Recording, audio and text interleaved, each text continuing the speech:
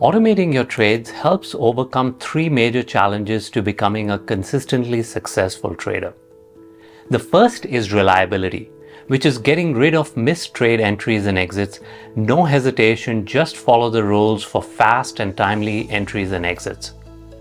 The second is consistency, which is adhering to your trading plan that is back-tested and proven so that emotions play no part in trade execution. And the third is accuracy. That simply means keeping all the requirements of your trading plan in focus 100% of the time, which is only possible through automation. In this video, I give you a tool that provides all these capabilities. Whether you're familiar with programming strategies and automating your trading with Autoview, or you know nothing about these subjects, I am certain that you will find value in this video.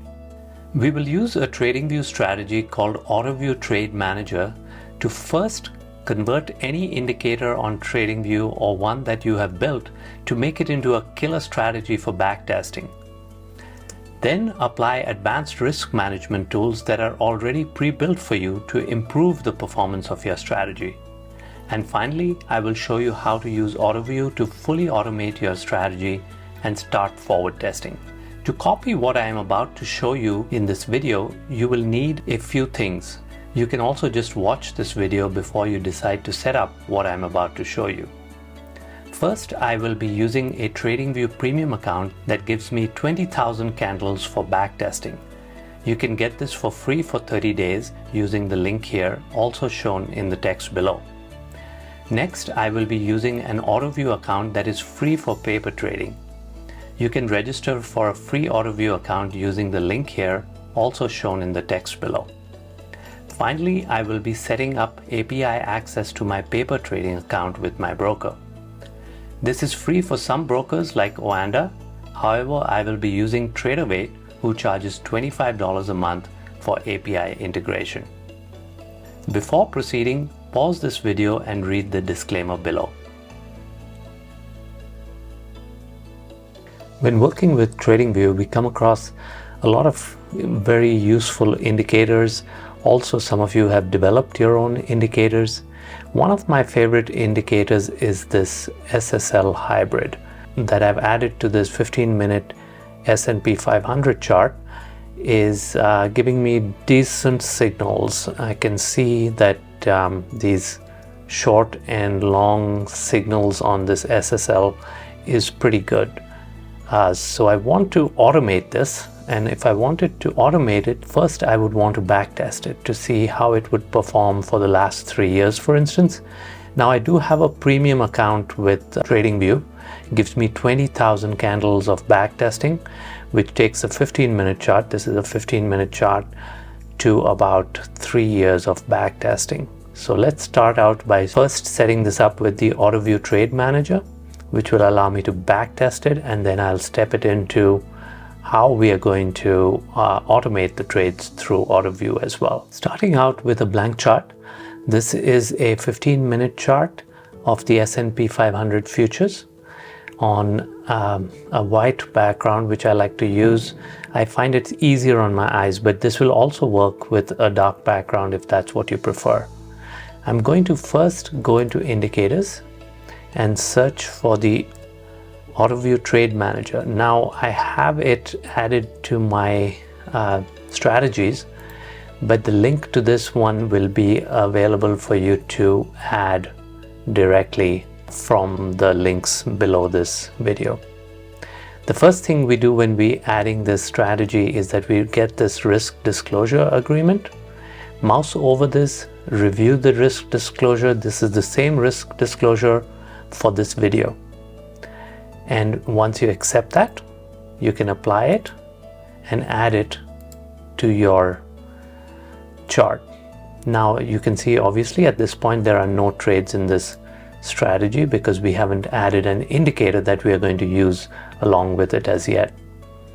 So the indicators, like I was mentioning, you can select any indicator you like, or if there's one that you've developed.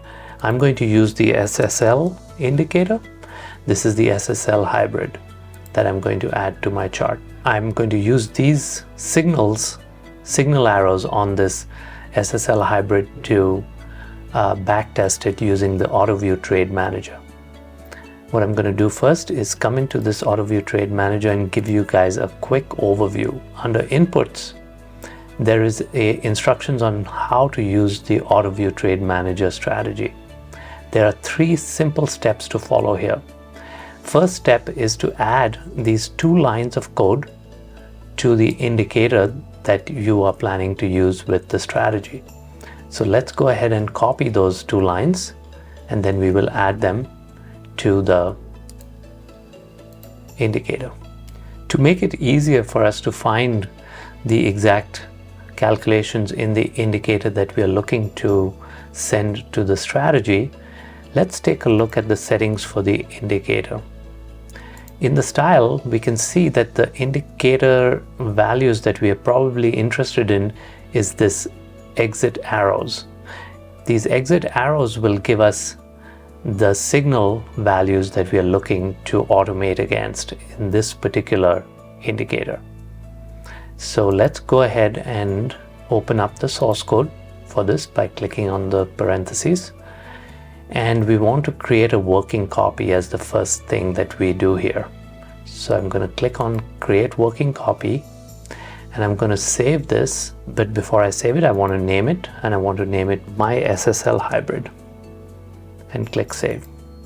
Now that I've created a copy of this, I can now go down. I'm going to just, for convenience, expand this code editing window. I'm going to scroll it down to the bottom. I'm going to look for how the exit arrows are actually being plotted. So you see here it says plot arrow, and the name is exit arrows. So it is basing this on this variable CODIFF. So as soon as I click on it, it shows me where this is being calculated. First, since I've copied the code from my strategy, from the Autoview Trade Manager Strategy, let me place that down here. So I click Paste. We obviously need to remove any leading spaces here and get rid of that. Now let's examine these 2 lines of code. One is setting a value to this variable signal, and we need to determine what the long condition is going to be for that signal and set it to a value of 1. Then we need to determine what the short condition will be, set it to a value of -1, and everything else is set to 0. Then we plot this. So there's no change necessary on this second line, but this first line, this long condition and short condition, we're going to get that from the variable that we were discussing before, called CODIF. When I select this variable, it automatically highlights all occurrences of it up above in the code. So here we can see that the base cross long value is determining the long condition for the exit arrow, and the base cross short is determining the short condition, and then it is setting everything else to NA. We need to set our value to 0, not NA. So I'm going to copy this portion of the code and bring it down here where I created this long condition and short condition. These are just placeholders, these 2 long condition and short condition values, and I'm going to replace them with what I copied from that CODIF variable calculation. As soon as I paste that, we have an extra colon here which I'm going to remove, and that should be it. So now we have, when this base cross long is true, the variable is set to 1. When the base cross short is true, then it is set to -1. Everything else is set to a 0. Then we have this signal connector value that is now being added to the display, which I will show you how to bring that into the Autoview Trade Manager next. So let's go ahead, and before we save this, I like to come up here and change the name of the study as well. This is a version 4 study of PineScript. So the current version is version 5, but you can leave this as version 4 for now. So I'm going to change this also to My SSL Hybrid, because we changed the name up here to My SSL Hybrid. We want to change it down here to My SSL Hybrid as well. That should be it. We should be able to save this and get going. So as soon as I save that, then I click Add to Chart, And so remember to save before and then add to chart. And once I add that to the chart, we should see a second indicator has now appeared called My SSL Hybrid, and the original one called SSL Hybrid. So let's get rid of the original one now that we've customized it. And My SSL Hybrid is now the one that we are going to work with. Now, since we are only using these signal arrows, I want to get rid of everything else on this SSL Hybrid indicator. So I go back into settings, and let's go into style here and remove everything else other than the exit arrows. So we leave that checked and uncheck every other display element that we have on the chart. This is just to clean it up a little. All right, we get rid of all of this. We can leave the labels on price scale because that does not actually display on the chart itself. And we click OK. So now we are seeing the entry and exit signals as we want to backtest them. Before we go into setting up the Autoview Trade Manager to use these signals, let us switch this back to Strategy Tester down below. And let us now go into the Autoview Trade Manager and go into Inputs. And notice now that we've finished this first step. We've made that customization to the code. Now what the next step we have to do is select the signal connector as the entry source below. So we select the signal connector down here, and immediately we should see our trades now appearing on the chart. So let's go ahead and examine these trades first on the chart. There are quite a few things being displayed here, and we will look at an individual trade here to see how it is being displayed. So this signal here is issuing a long entry on the next candle. These little target icons are preset targets that we have set in the strategy. And so there are two preset targets, and this is the final dynamic target that is moving along with the price action on the chart. This purple line on the bottom is our stop, kind of a trailing stop, which is where we do risk management.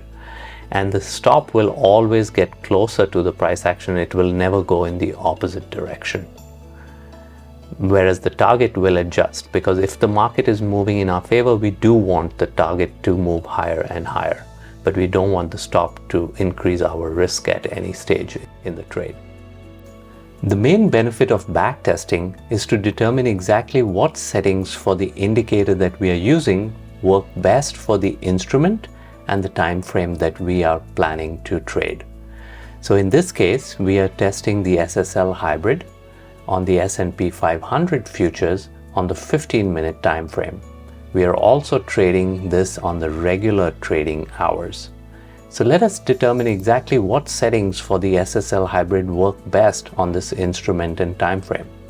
Before I open up the settings, I like to click on the object tree here on the right hand side to give me a little room to place the settings of the SSL Hybrid.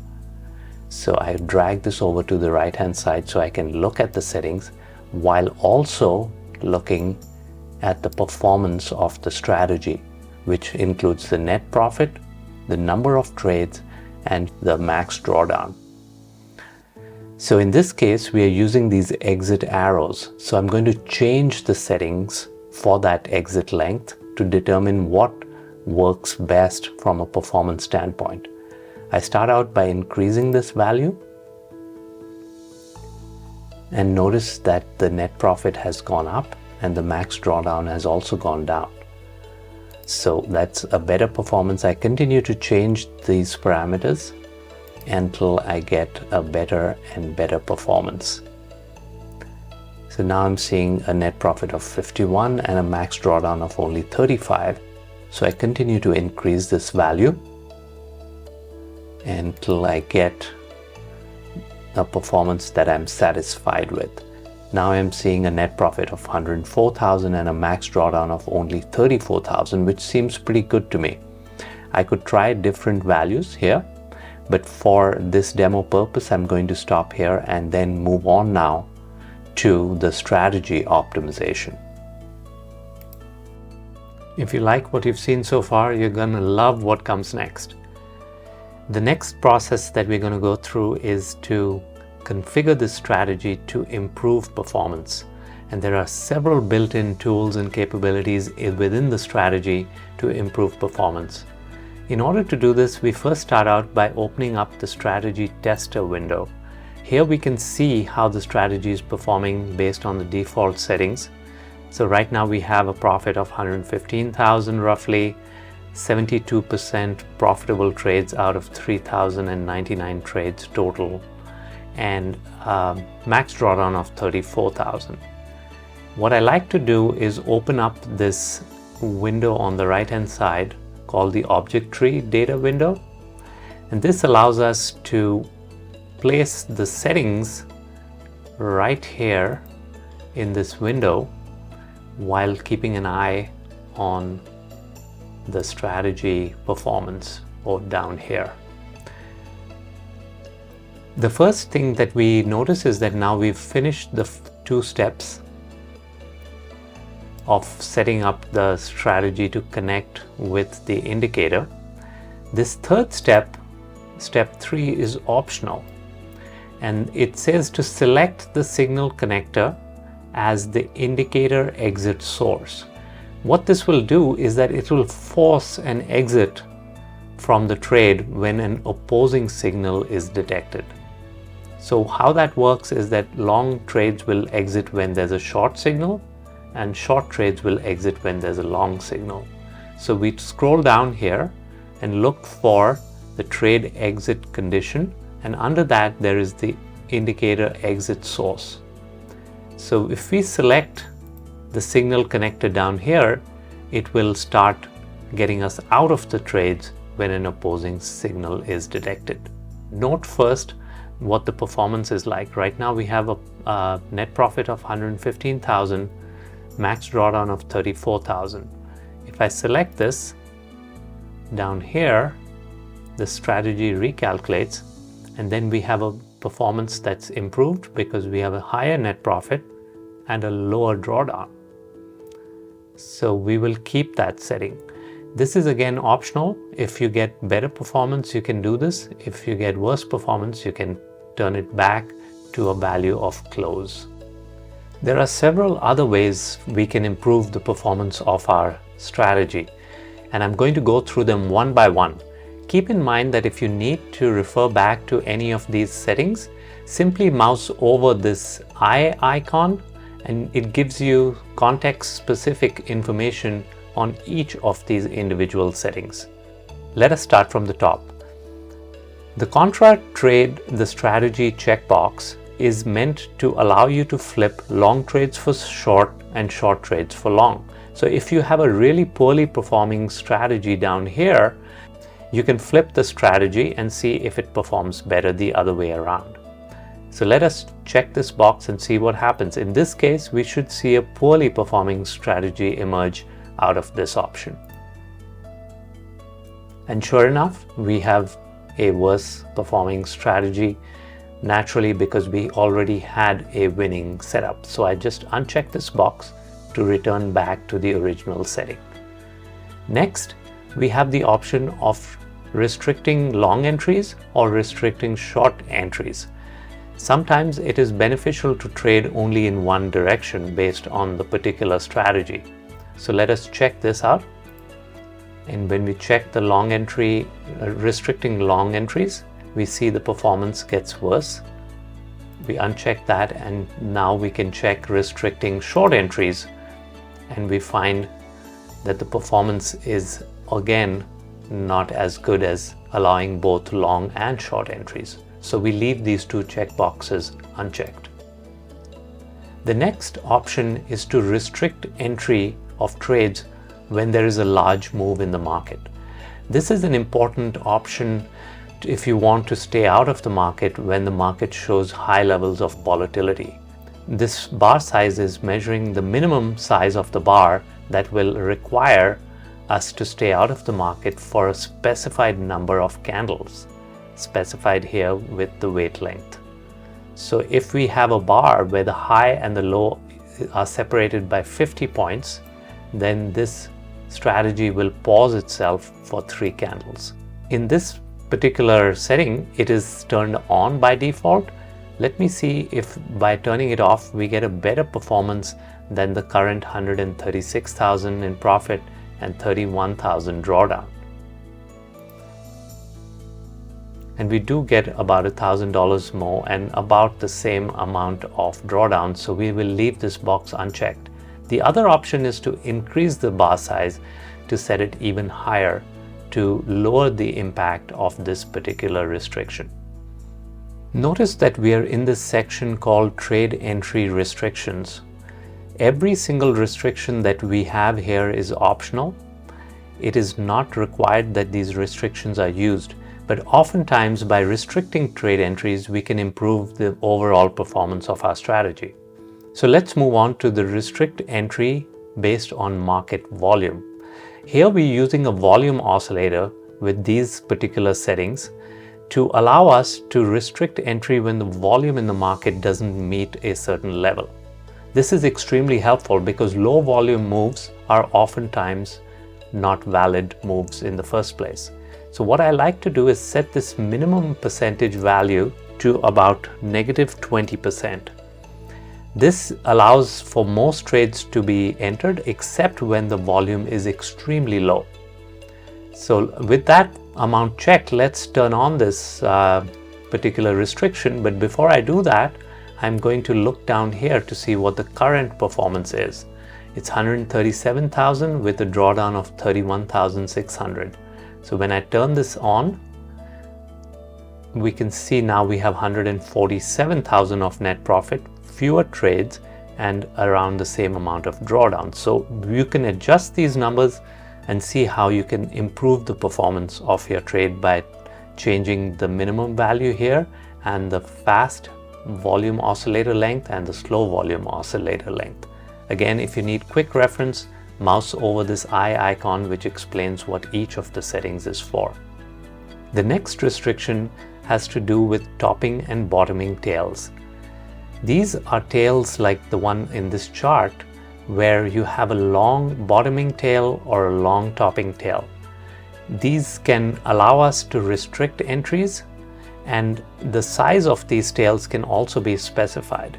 So when there is a topping or bottoming tail, we can restrict trade entries in the opposite direction. So for instance, if we have a tall tail at the top, we don't want to go long in those conditions. And commensurately, if we have a long bottoming tail, we don't want to go short because it is showing buyers that are picking up the trades from below, and we do not want to go short when there are buyers in the market. So this can be set to 90% on each to start with, each of the values, and then you turn this on to see if it improves the performance of the trade. And we do get a better performance. Now we have a net profit of 150,000 and a slightly lower max drawdown. You can adjust these numbers to see if you get a better performance. The last of the trade entry restrictions offered in the Autoview Trade Manager Strategy is called Restrict Entry into Previous Swing High-Low. How this works is that if we have a short entry, say for instance in this area, we got a short entry that did not break the previous swing low, then that trade would be restricted. Similarly, if we had a long entry here that did not break the previous high, we would not go long here. This is purely to prevent going into areas of resistance and support where previous support or previous resistance has been detected. The way that this works is that we can use either the candle close for the entry candle or the wick of that candle to detect if it breaks below or above the previous swing high or low. So in most cases, a look back of about 10 or between 5 and 10 is what you need. Again, if you need to look at these values and understand how they work, mouse over the information icon and read the information for ready reference. So let's start out now to see if this restriction would help us. If we look at this particular value right now, we are at about 150,000 of profit with about a 31,000 drawdown and 2,968 trades. So let us select this restriction and see if we get a better performance. So immediately we see that we've greatly reduced the net profit and the drawdown. So what I would start doing here is to reduce the look back length and see if we can get to a higher performance than what we had before. So we're getting slightly better there. Again, better. Now we got a slightly worse performance, but I continue to reduce the length of the look back. Now we're up to 132 and 29,000 and reduce it down to a minimum of 5, and we're still getting significantly lower net profit, but you can also see that the max drawdown has reduced. So in some cases you will get a better performance, in other cases you may not. In the cases where you do not want to use this particular trade entry restriction, you simply uncheck this box and you don't have to use it. Now moving on to the trade exit condition, like I mentioned before, this has been set to reverse us out of a trade when an opposing signal is detected. The other settings we have here are the trade period settings, which allow us to set the start and end dates of the backtesting. By default, these are set wide enough not to interfere with the range in which the bars are occurring. So we have the past going back to 2020 and the future going out to 2029. I also have these times set to the beginning of the market and the close of the market. Next is the daily trade entry schedule. Here we can select the starting and the ending time during the trading day. If you mouse over here, it explains in detail the fact that this time is based on the actual time of the market where the instrument trades. So for instance, if you're trading the S&P 500 futures, they trade in Central Standard Time, and therefore we must set these times on the Central Standard Time. So I have it set to 9 o'clock. The market actually opens at 8:30. So you can change this and see if you get better performance. So let's add another 15 minutes to the trading time frame and see if we get a better performance. We're starting out, remember, with 150,000 and 31,000. So if I change it to 8:45, I get significantly worse performance.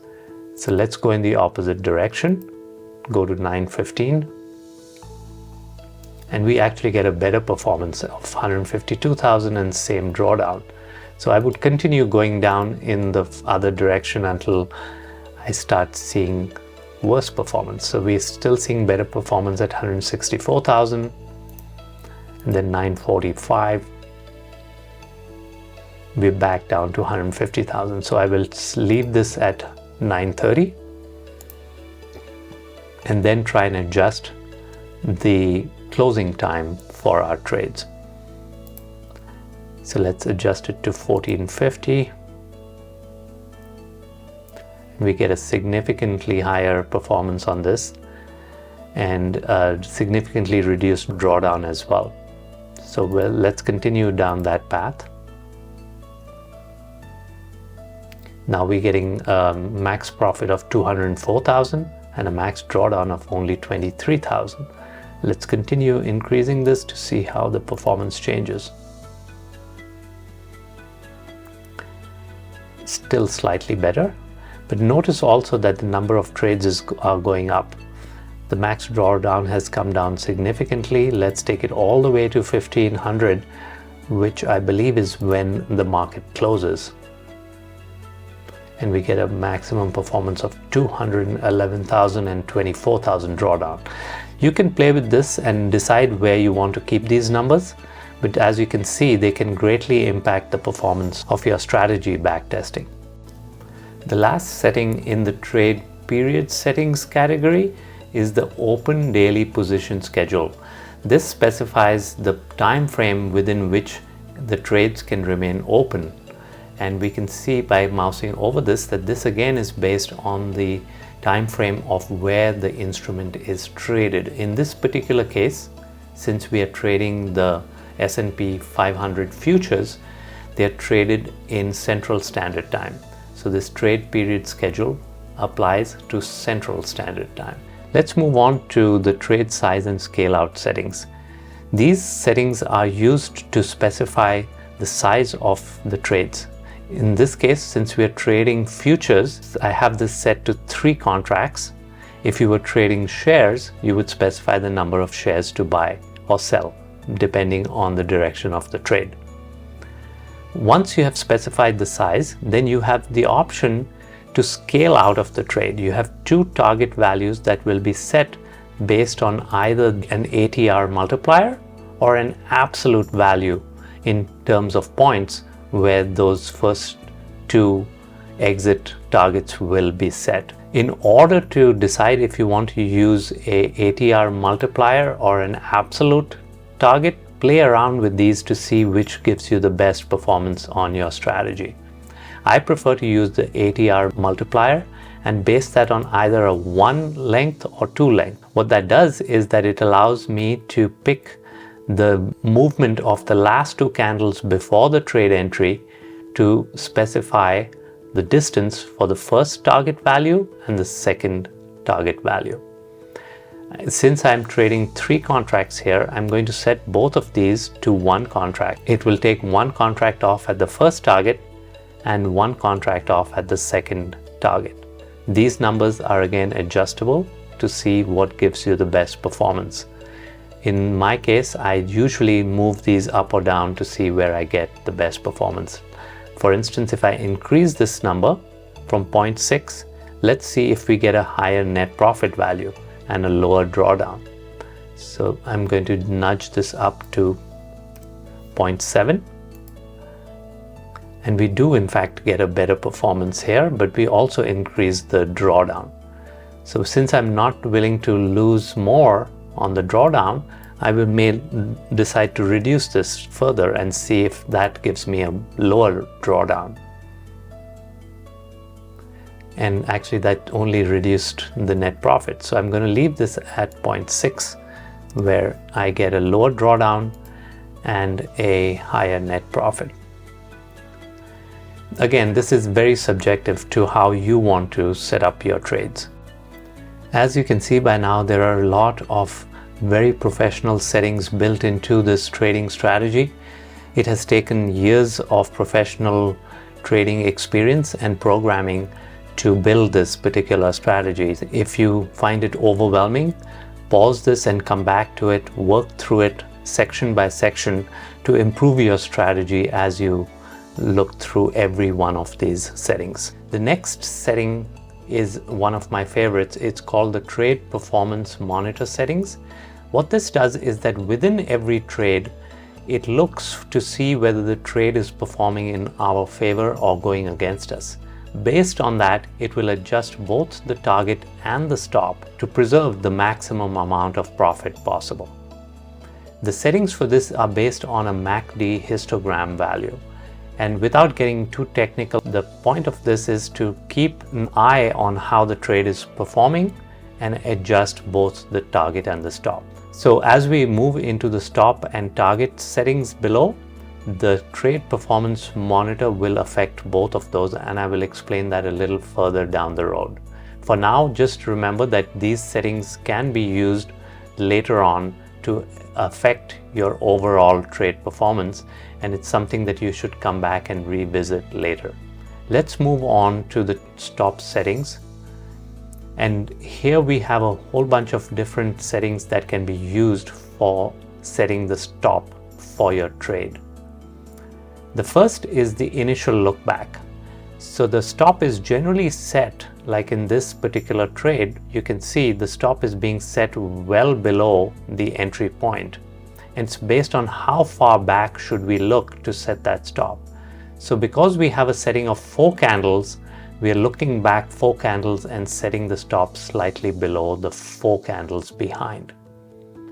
The decay is a percentage by which we should converge upon that lowest value as we move forward.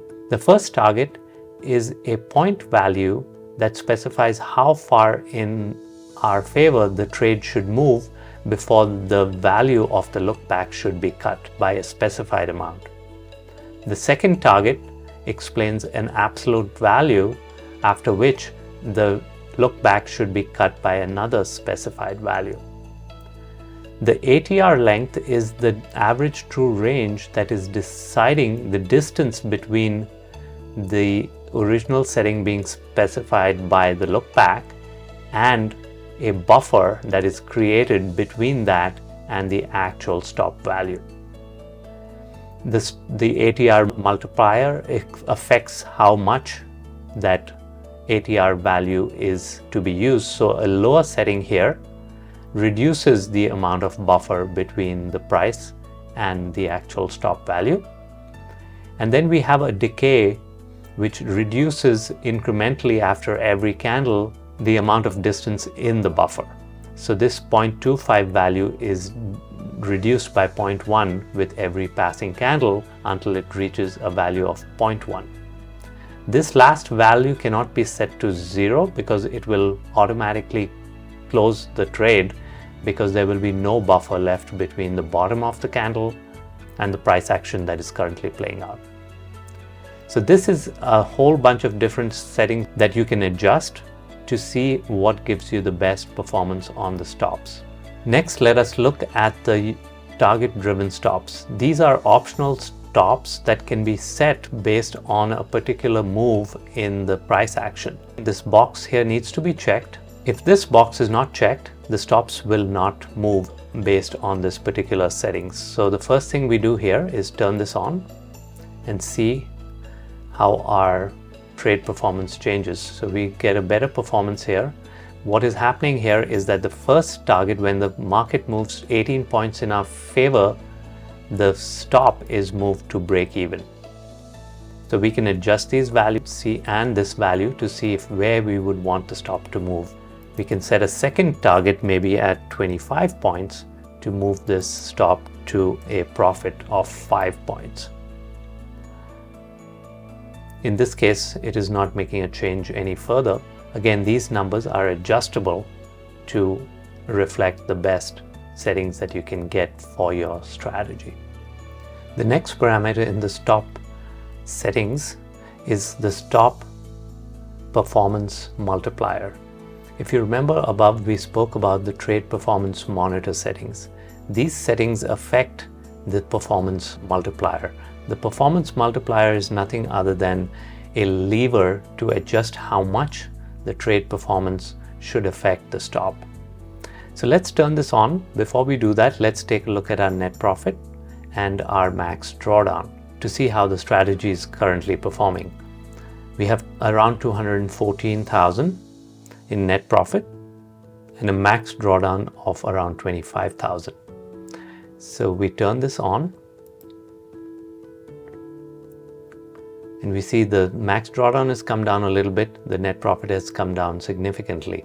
So let's increase the trade performance stop multiplier and see how these values change. I'm going to continue to increase this. We're seeing the max drawdown is going down, the net profit is rising back up to the original level before we set this particular parameter. I'm going to continue to increase this to see where we land up. What I like about this is that we are reducing the max drawdown. So the overall risk in the trade has come down by about 5,000, though the net profit has also decreased. But I would rather leave it at this setting or even try a higher value to see how this performs as we adjust these values. Again, this is subjective based on your risk level tolerance as well as how you like your trade performance to look. I'm going to move on to the final parameter in the stop area, which is the maximum stop loss limit. Currently it is set to 30 points on the S&P 500, and I might feel that that's a high amount. So I can reduce that to see again if we can get a better net profit and max drawdown value here. So when I reduce that, let's see what happens. We get a bit higher net profit. So I'm going to continue to reduce it. We get a still higher net profit. The drawdown is remaining about the same. And now we start seeing a lower net profit.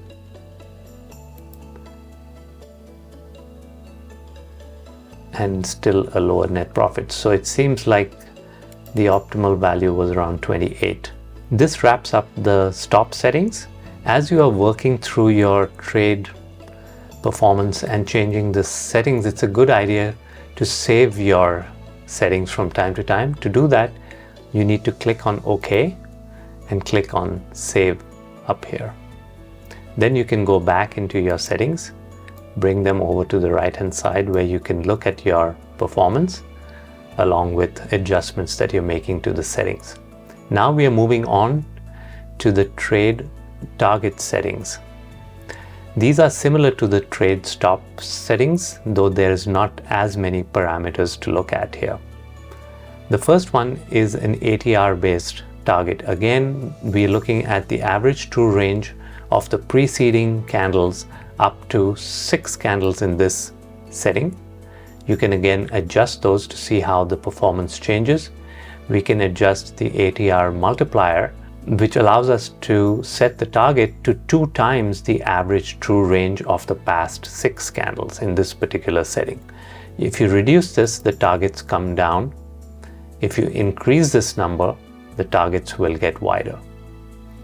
Now the targets will decay by a value of the multiplier by 0.2, and the minimum will be 0.2. Again, these numbers cannot be set to 0 because it may trigger a forced premature exit based on a target that's hit. The next thing that we're going to set here is a fixed target. If you want to start out by setting a fixed target at a particular value, you can turn this checkbox on, and in this particular case it's set to 3, which significantly reduces our net profit and our drawdown. But if I increase this fixed target, we may get a better performance. I'm going to take it all the way up to 10 points. And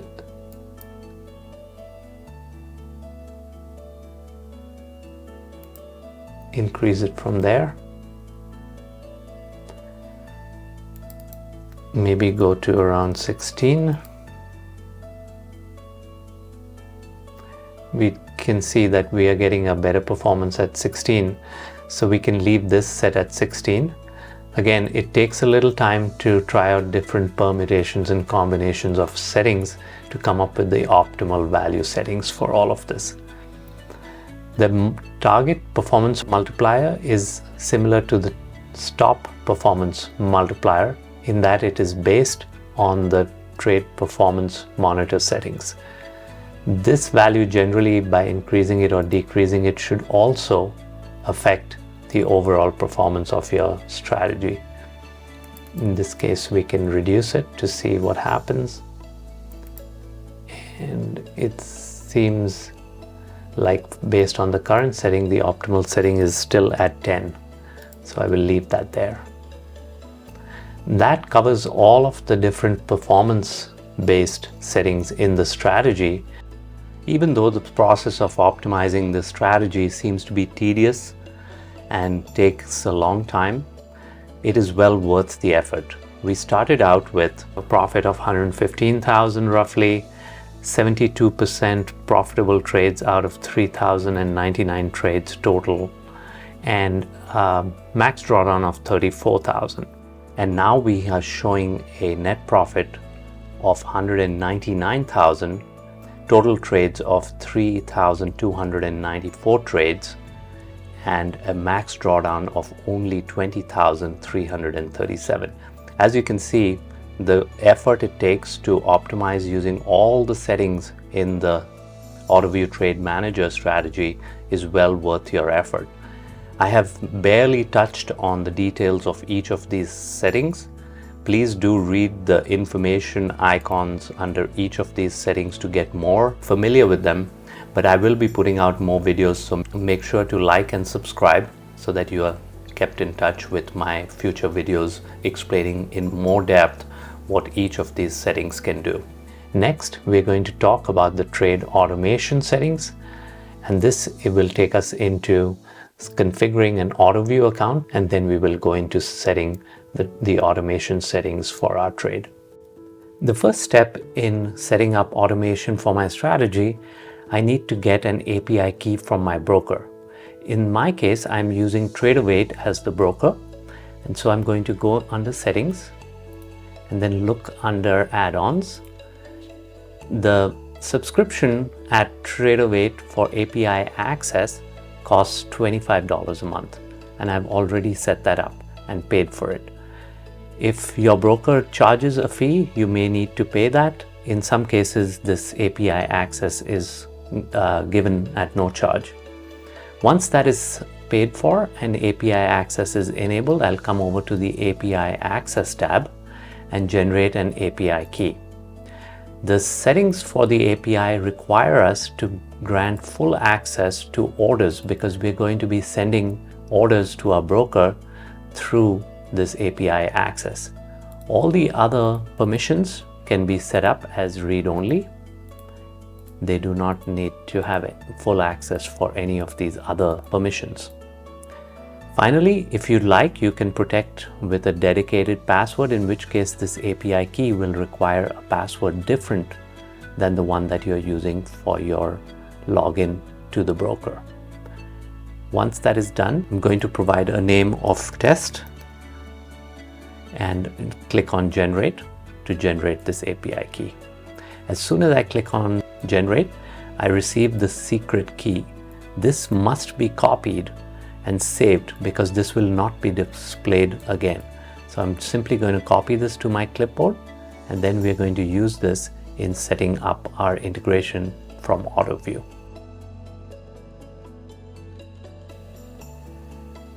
Using the link below this video, come over to the autoview.com website to create your free account. Let's take a quick look at the pricing.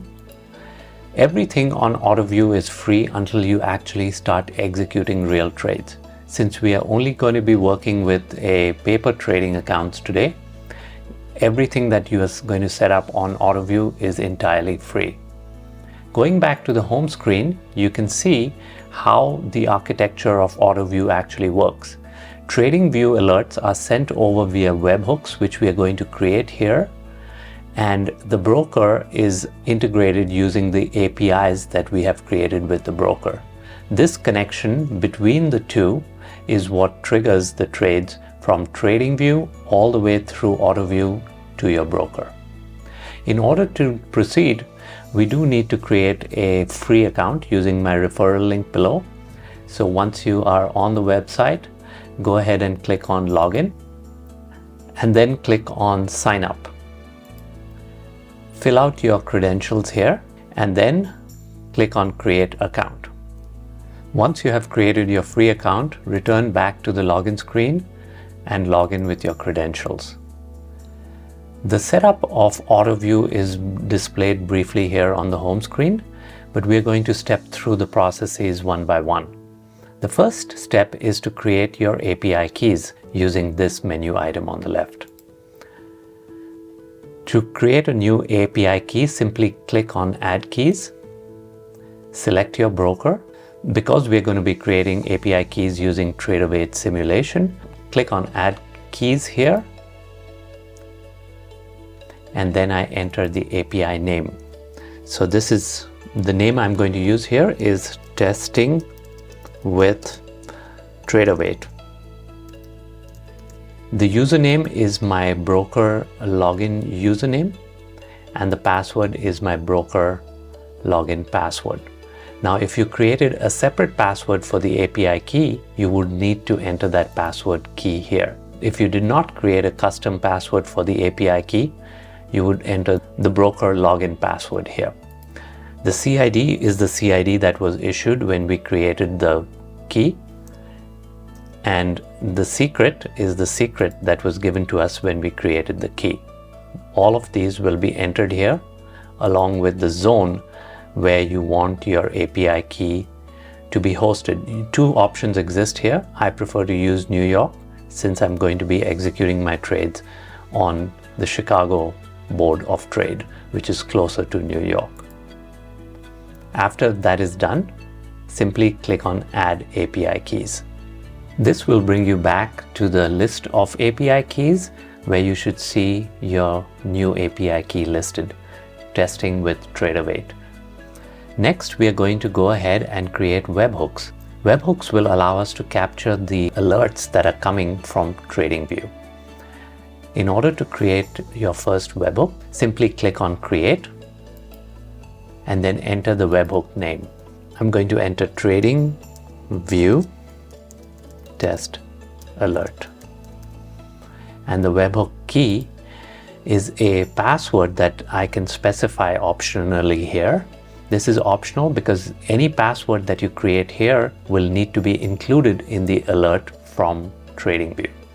So we're simply going to use a password of testing123 and we can create the webhook now. It has created an address where the listener will be listening for these alerts. This is the address from TradingView where we will be sending our alerts, and it is secured. That is why I'm seeing the check mark here. The final step is to link the webhook to the API key. For that, we come over to the linkage menu item and create a new link.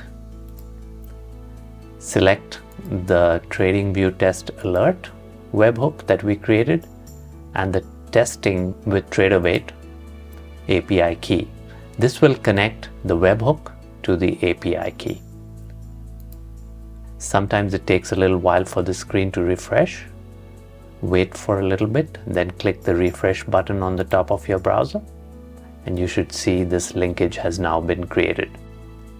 Now that we have concluded the Autoview setup, let us quickly review once again on the home screen how the different pieces will work together. We have created the webhooks and we have created the broker APIs, and finally we created the connection between the two. We have already built this link to our broker through the API by using the broker's issued API keys. The next step is to connect the alerts from TradingView to the webhooks. So before we leave this website, we are going to go back to webhooks menu and copy this webhook key that is displayed. Simply click on this copy icon next to the webhook and it will be copied to your clipboard. Then go ahead and save this to a safe location because we are going to use it to set up the alerts on TradingView. Once we have finished the setup of Autoview, we come back to our Autoview Trade Manager Strategy here in TradingView. We already have a good backtest result for this strategy, and now it is time to set up the forward testing using Autoview to execute real paper trades on your broker account. Let's scroll down all the way under these settings to a section called the Trade Automation Settings. We must have this checkbox checked, otherwise these trade automation settings will not execute the alerts as needed in TradingView. The first of these settings is the symbol setting. This merely needs to contain an S equals and the symbol that you will be trading on your broker account. In this case, since we are trading the S&P 500 futures, I have set this to the current expiration of the S&P 500 futures. This is the symbol that is given to me by my broker to trade that particular instrument.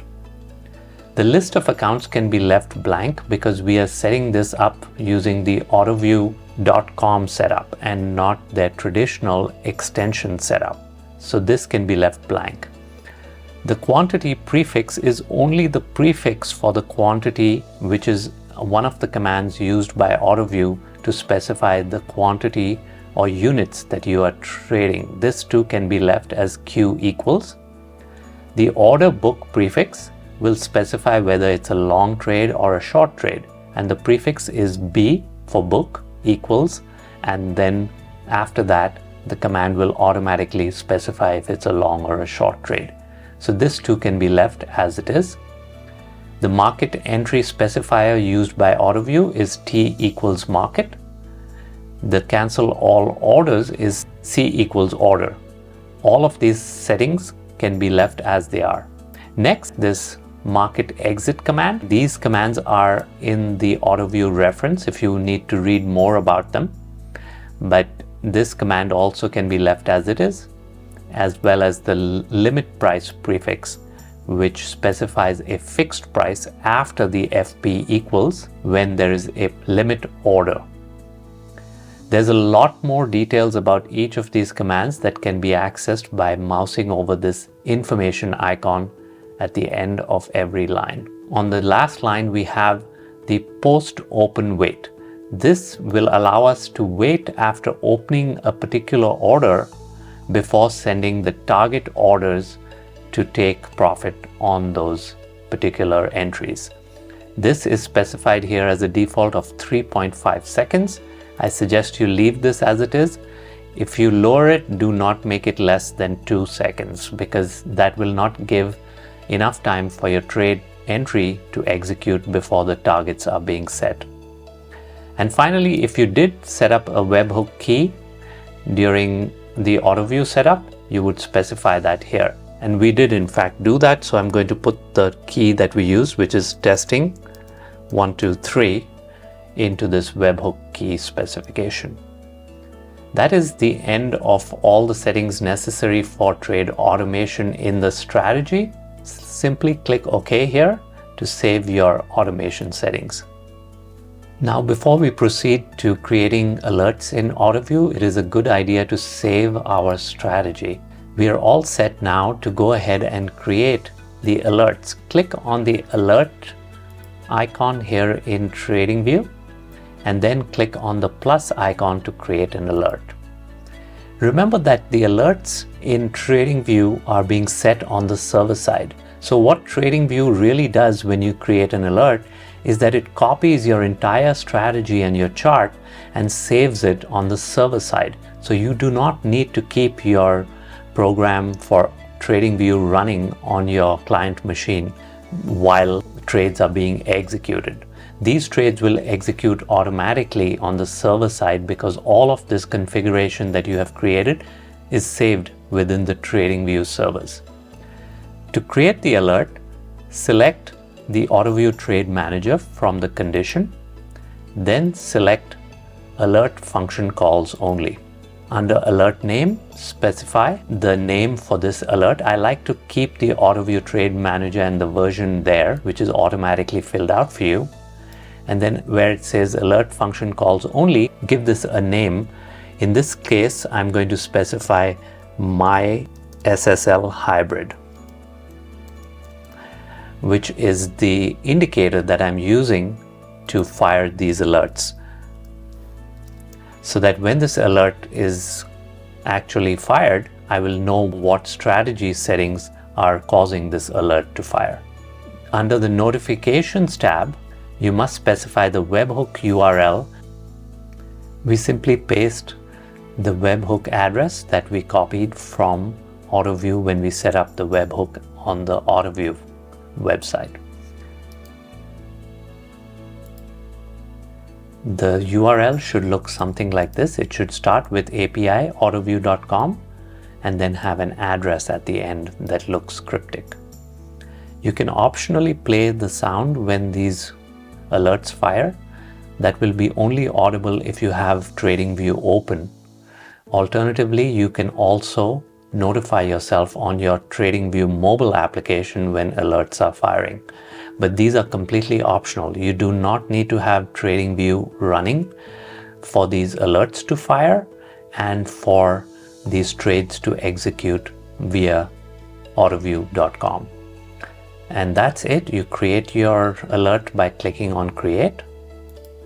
and after a while you will see the alert appearing under your alerts in TradingView. This concludes all the settings that you need to do to fully automate your trading strategy using Autoview Trade Manager. So long as you have set up everything that I showed you, your trades should execute successfully. Your exits should also work as expected. Please like and follow this video so that as I publish more examples of how to set up Autoview Trade Manager, you will be privy to all of that information.